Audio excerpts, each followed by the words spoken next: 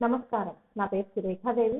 నేను కృషి విజ్ఞాన కేంద్రం నెల్లూరు నందు సస్యరక్షణ శాస్త్రవేత్తగా పనిచేస్తున్నాను. ఈ రోజు మనము కొబ్బరి తోటలను ఆశించే సర్పిలాకార తెల్లదోమ గురించి మరియు వాటి యాజమాన్యం గురించి తెలుసుకుందాం. సర్పిలాకార తెల్లదోమ యొక్క శాస్త్రీయ నామం అల్లిరోడికస్ రూజియో సర్కులేటస్. ఈ సర్పిలాకార తెల్లదోమ భారతదేశంలో మొట్టమొదటిసారిగా 2016 సంవత్సరంలో తమిళనాడు రాష్ట్రానికి చెందిన పొలాచి అనే ప్రాంతంలో కొబ్బరి చెట్లను ఆశించినట్లు గుర్తించడమైనది.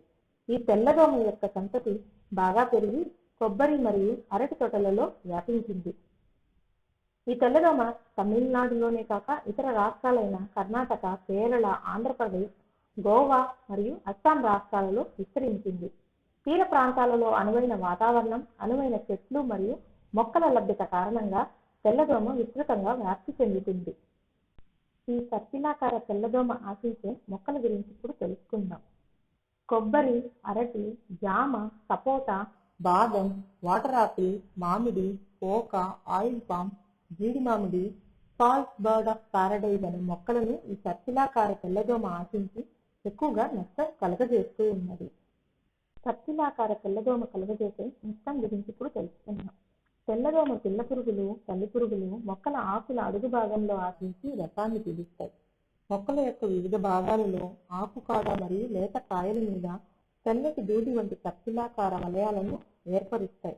తల్లి పురుగు విసర్జించే తేనె వంటి పదార్థానికి క్యాప్నోడియం బూజు తెగులు నల్లని మసిలాగా ఆకులపై అభివృద్ధి చెందుతుంది. ఆకులపై ఏర్పడిన మసి వలన చిన్న సంయోగపు రేపు ఆటంకం కలుగుతుంది. తద్వారా కాయ ఎదుగుదల మరియు కొబ్బరి దిగుబడి క్షీణించే అవకాశం ఉంది. సర్పిలాకార తెల్లదోమను సమగ్ర యాజమాన్య పద్ధతుల ద్వారా నివారించుకోవచ్చును. ఈ సమగ్ర యాజమాన్య పద్ధతుల గురించి ఇప్పుడు తెలుసుకుందాం. విభిన్న మొక్కలలో సర్పిలాకార తెల్లదోమ మరియు సహజ పరాన్న జీవులపై నిరంతరం పర్యవేక్షిస్తూ ఉండాలి. తెల్లదోమ సోకిన కొబ్బరి మరియు అలంకార మొక్కలను ఒక చోటు నుంచి మరొక చోటుకి తరలించరాదు. సర్పిలాకార తెల్లదోమ కోసం పురుగు మందుల సెలవు ప్రకటించబడినది. అందువలన అవాంఛిత పురుగు మందుల వాడకం నివారించి మిత్ర పురుగులను పెంచుకోవాలి. తెల్లదోమ ఉధృతి తక్కువగా ఉన్నప్పుడు మిత్ర పురుగు అయినటువంటి డైకోక్రైకా ఆస్టర్ 100 నుంచి 150 గుడ్లు ప్రతి చెట్టుకు, మధ్యస్థంగా ఉన్నప్పుడు 300 నుంచి 500 గుడ్లు ప్రతి చెట్టుకు కనీసం 10% చెట్లకు తోటలో విడుదల చేయాలి.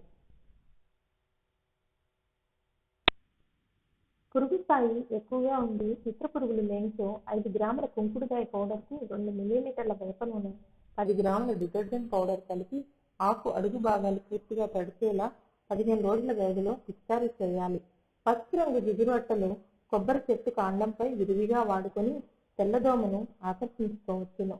వారానికి ఒకసారి జిగురు అట్టలకు ఆముదం పూయాలి.